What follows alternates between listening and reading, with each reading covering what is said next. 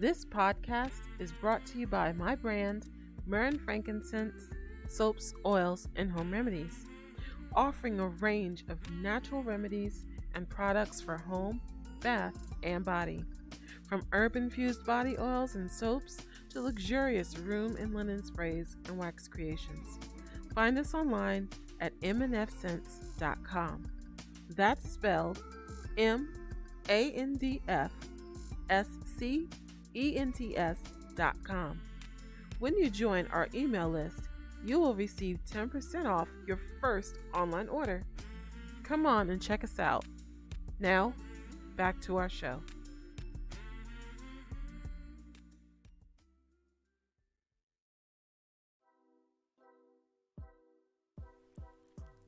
The events that have culminated over the past couple of years have inspired a lot of people to get a side hustle or main hustle to keep busy or earn money to live on.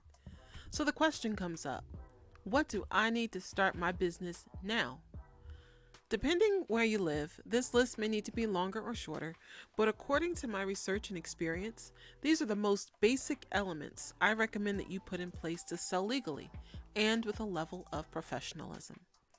I am your host, Andrea Marah, and welcome to the Myrrh FrankinSCENTS Podcast, where we chat about issues related to running home-based businesses. Please take a moment to like the video and hit the subscribe button and bell icon to help our channel grow and produce more content. Let's get into it. Before I go over my tips to quick start a business of your own in this new year, let's go over a few statistics. This is coming from the article Salesforce.com.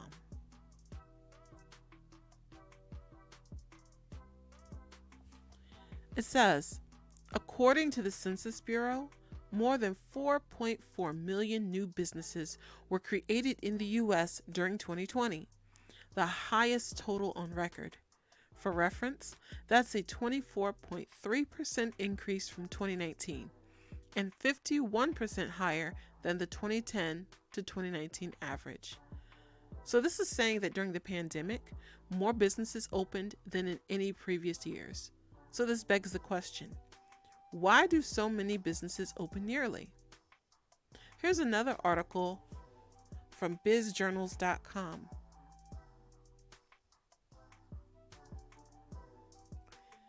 Four reasons why people start their own businesses. Now, this article is from 2014, but I'm sure the reasons aren't really too different than today. It's easy to lump small business owners together and make assumptions about the group as a whole. But new research shows several distinct motivations within this category. If you're a small business owner, these insights might help you better understand why you do what you do. We surveyed nearly 800 US-based small businesses earlier this year, and participants were comprised only of true small businesses, those with 25 or fewer employees. For the project, we've partnered with Audience Audit to craft a series of questions that would give us a deeper perspective on small business owners and their experiences. The results revealed 4 distinct types. The first type are the passionate creators.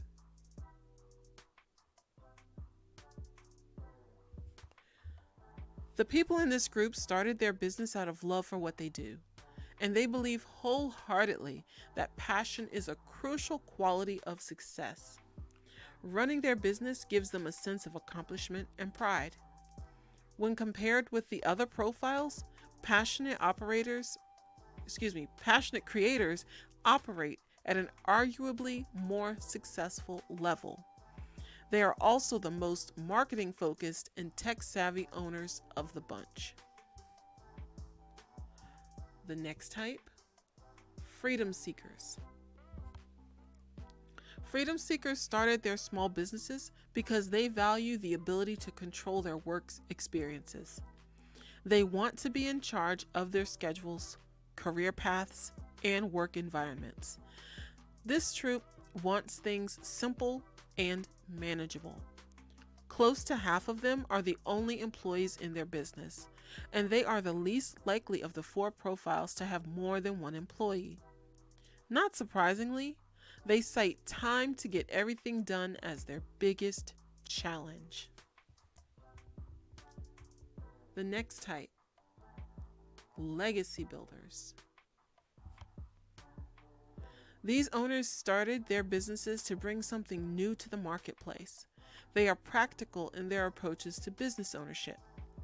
Business ownership provides them with a sense of stability for their futures and the futures of their families. And they have created businesses to help secure their retirements or legacies to their children. They take tremendous pride in the businesses they have created and are in it for the long haul. The final type are struggling survivors. The struggling survivor profile presents the cold, hard truth of business ownership.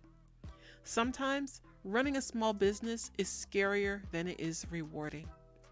Fear is deeply rooted in this group, and they face the very real challenges of ownership every day.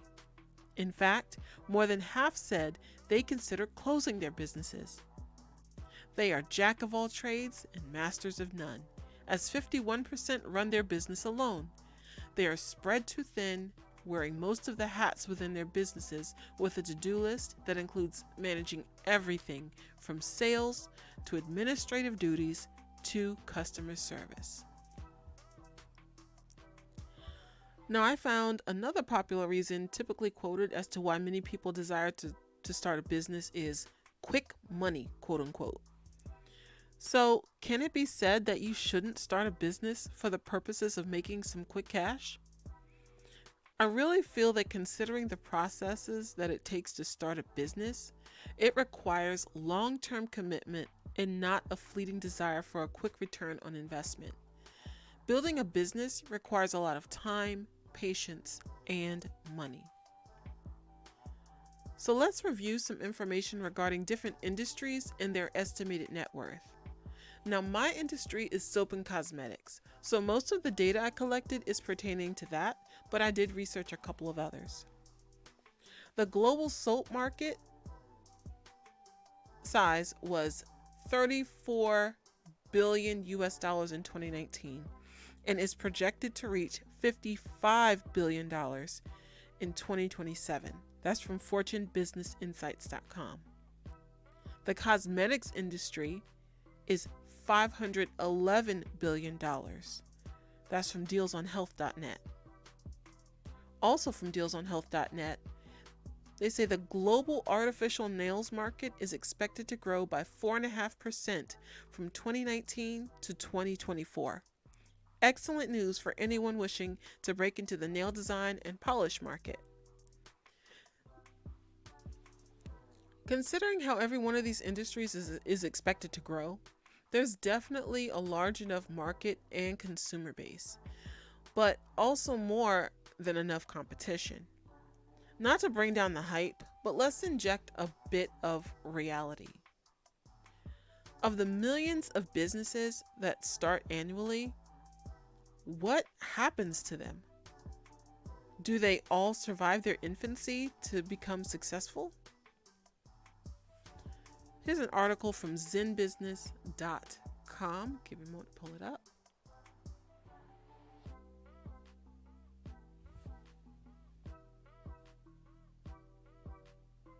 According to statistics published in 2019 by the Small Business Administration, about 20% of business startups fail in the first year. About half succumb to business failure within 5 years. By year 10, only about 33% survive. Now, personally, my business is within the 5-year mark, and reality has indeed set in. It is hard work, a lot of it. From all the various hats I wear, it can be extremely overwhelming and requires a lot of planning, and commitment. Okay, so we're finally ready to dive into my list of tips if you want to quick start your soap business, handmade business, or really any business in 2022. One more disclaimer. Do not confuse quick start with easy start. Completing the startup steps are just the first steps to showing your commitment to this new business venture, and they're not really listed in any particular order. First, you need a tested product, something to sell. Maybe it's something you make that you've been using for years, and all you need to do is make a larger batch for customers. Shopify.com has a great article with ideas of DIY products that you can make and sell online. Let's take a look.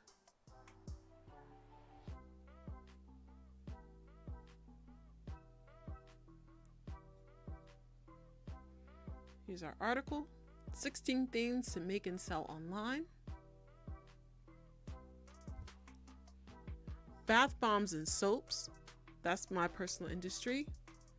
T-shirts and printed merchandise, jewelry, curated gift and subscription boxes, candles, sweets, art and prints, digital products, enamel pins, traditional handcrafted products, lip balm and cosmetics, pottery and clay objects, pet supplies, music, photography, and woodworking projects.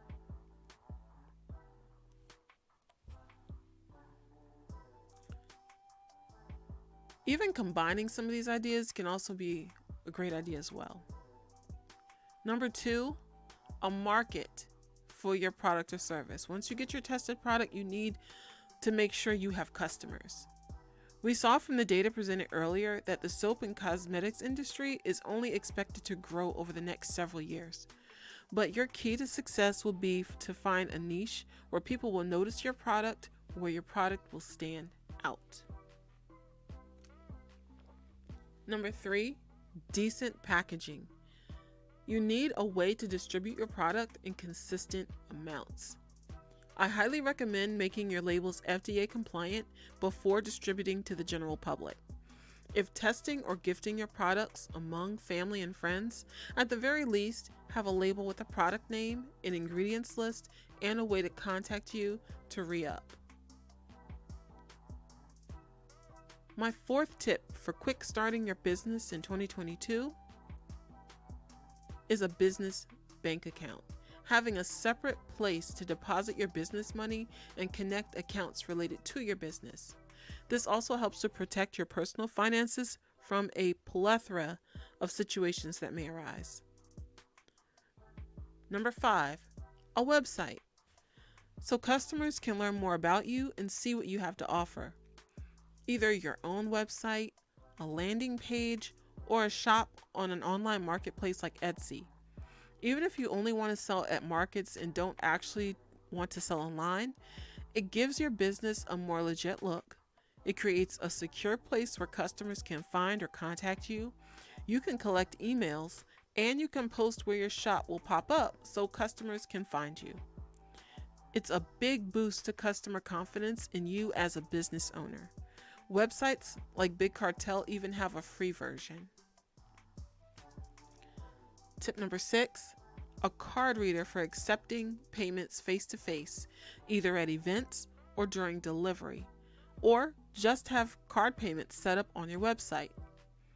Many new business owners want a cash-only business model, and customers have been shown to spend more when they have a card option.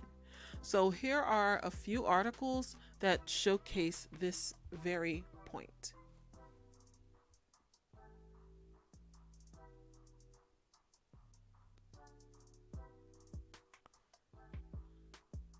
So this is from shiftprocessing.com.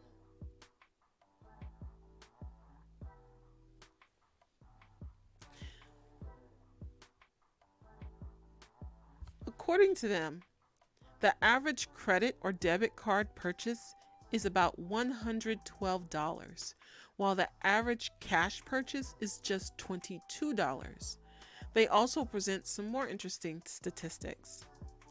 Debit cards remain the preferred method of payment, followed by credit cards, then cash.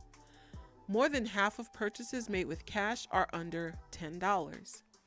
Most people carry less than $40 cash. People will spend more when using a credit or debit card versus cash. The average cash purchase is $22, while the average credit or debit card purchase is $112. Consumers will spend up to 83% more when using card versus cash. Most people use credit cards for convenience and security. Now, this article from businessnewsdaily.com, they offer the following statistic. They propose that consumers prefer credit cards over cash payments by a significant margin. According to a 2020 study by the Federal Reserve, 27% of U.S. consumers opted to use credit card payments, while 19% preferred paying cash. Every year, the Federal Reserve reports the use of bank cards over cash expands.